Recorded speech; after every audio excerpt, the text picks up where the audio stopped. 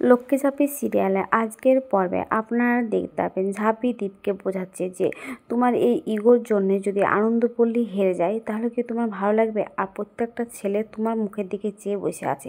এবার তুমি বুঝো, তুমি হেরে গিয়েও যদি তুমি জিতে যেতে চাও তাহলে জিতবে। এখন তোমার যেটা ভালো তুমি সেটা করো বলে ঝাঁপি সেখান থেকে উঠে চলে যায়। আর তখন ঝাঁপির কথাটা মাথায় রেখে এদিকে নীলুর সঙ্গে দীপ ক্রিকেট খেলা শুরু করে দেয়।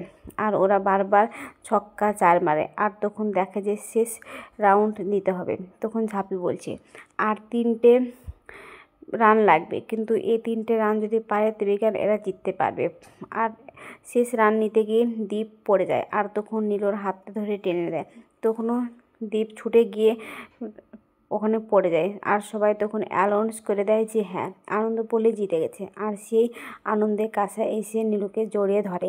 আর এদিকে ঝাঁপিও দীপকে জড়িয়ে ধরে। আর তখন নীলু এসে দীপের হাত ধরে আর বুকে জড়িয়ে ধরে। এদিকে সবাই মিলে আনন্দ করতে থাকে।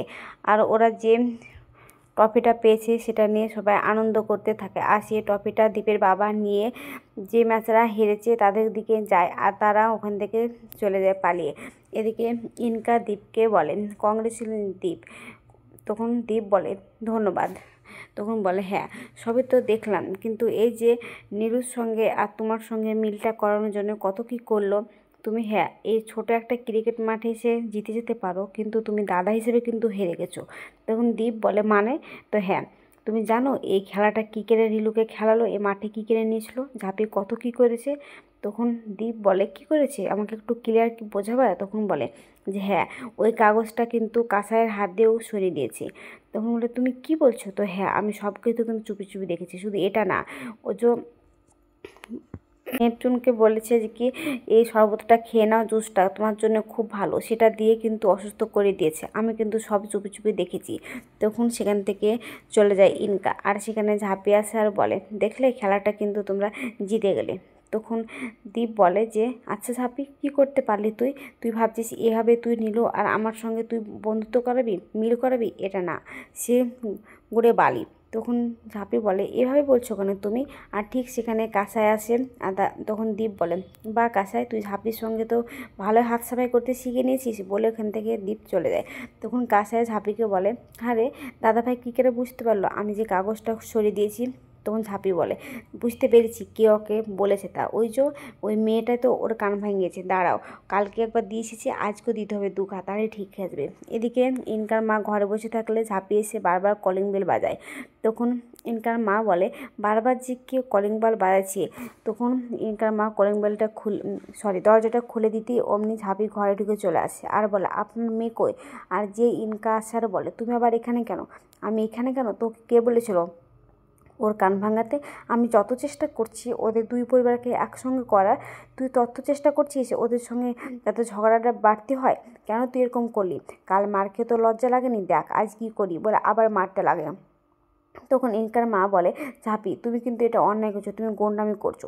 তখন ঝাঁপি বলে বেশ করছে। আর এই গুন্ডামি বর্ধমান শহরে গুন্ডামির মেয়ের পারলে না আপনার মেয়েকে পড়তে বারণ করুন, ওর সঙ্গে কাটিবাজি করতে বারণ করে দেন কিন্তু, বলে সেখান থেকে চলে যায়। তখন ইনকা বলে দাঁড়াও আমি দেখছি মজা, ঝাঁপিকে কী ব্যবস্থা করি। তখন ঝাঁপি রনিতকে ফোন করে। তখন রনিত ফোনটা ধরলে বলে শোনো, তুমি কি ক্লাবে আছো? তো হ্যাঁ, এখানে পিকনিক হবে তাই আছি। তো কী বলছো তুমি? তো এক কাজ করো, তুমি একটু দীপকে নিয়ে ওখান থেকে সরে যাও। তো দীপকে নিয়ে কেন সরবো? দীপ তো এখানে খেলা জিতেছে, ওকে নিয়ে তো সবাই আনন্দ করছে। তখন বলে আমি যেটা বলছি সেটাই করো, বেশি বাড়তি কথা বলবে না, আমার একদম ভালো লাগে না। তখন রনিত বলে আচ্ছা ঠিক আছে। এদিকে এখানে তাতান সবাই মিলে এখানে খেলা করছে আর আনন্দ করে নাচানাচি করছে। আর সেখানে দীপও বসে আছে। আর ঝাঁপি এসে বলে তোদের সব কিছু হলো? তখন বলে হ্যাঁ হয়েছে। তখন ঝাঁপি বলে ঠিক আছে, আমি তরকারিটা কেটে নিই। এদিকে বিতানকে ওর মা ফোন করলে বলে সুব্রত চল তো একটু আমার সঙ্গে, আমার মোটরসাইকেলটা নাই, আমার সঙ্গে একটু যাবি তুই? মামা ওষুধ নিয়ে যেতে বললো। তো ঠিক আছে চল বলে সেখান থেকে চলে যায়। তখন ওখানে পরিমল কাকারা থাকলে ওরা মদ খাওয়ার জন্য সেখান থেকে বেরিয়ে চলে যায়। আর তিশা বলে আমার মা অনেকক্ষণ হলো ফোন করে ডেকেছে, আমাকে বাইরে যেতে হবে রে, একটু ঘুরে আসছি। তখন ঝাঁপি বলে ঠিক আছে তুই যা, আমি এদিকটা ম্যানেজ করে নিচ্ছি। তখন সবাই চলে গেলে ঝাঁপি তখন দীপকে বলে তুমি আমার সঙ্গে ওইভাবে কথা কেন বললে? তখন দীপ বলে কীভাবে? তুই যেটা করেছিস সেভাবেই বলেছি।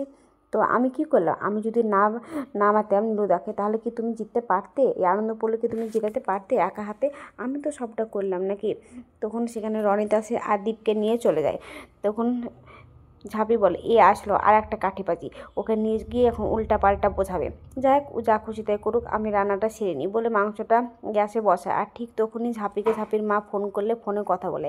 এদিকে ইনকা একটা মোমবাতির মতো জ্বালিয়ে নিয়ে এসেছে আর সেটা গড়িয়ে দিয়েছে, আর সেই গড়িয়ে দেওয়া ওতে আগুন লেগে গেছে ঝাঁপের আঁচলে। এদিকে দীপ আর রনিত রাস্তায় হাঁটছে, আর একটা সেখানে লক্ষ্মী পাঁচা এসে বসে, আর ঠিক সেই মুহূর্তে দীপের জুতোটা ছিঁড়ে যায়। তখন দীপ রনিতকে বলে জুতোটা ছিঁড়ে গেল, তুই যা পান বানাতে বল, আমি জুতোটা চেঞ্জ করে আসছি বলে সেখানে ক্লাবের দিকে ছুটে আসে।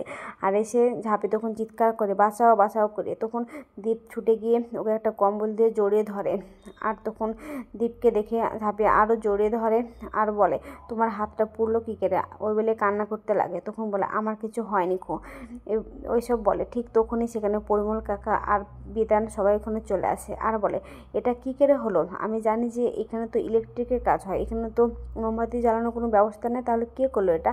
এটা তো বাইরে থাকতে পারে, কিন্তু ভিতরে কে নিয়ে আসলো? এসব বলে। আর তিশা তখন ঝাঁপিকে জড়িয়ে ধরে আর বলে সব ঠিক হয়ে যাবে।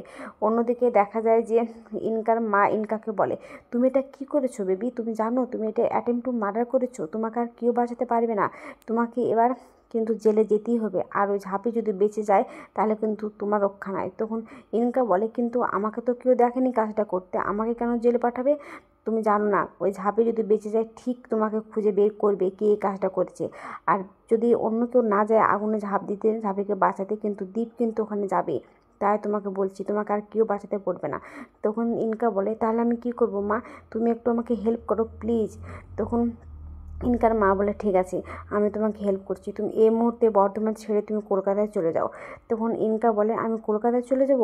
দীপকে ছেড়ে আমি কেন কলকাতায় চলে যাব মা? তো হ্যাঁ আমি যেটা বলছি তুমি সেটাই করো, তোমার একটাই কিন্তু বাঁচার আশা আছে, তাছাড়া কিন্তু নেই। তখন বলে আচ্ছা ঠিক আছে আমি চলে যাচ্ছি।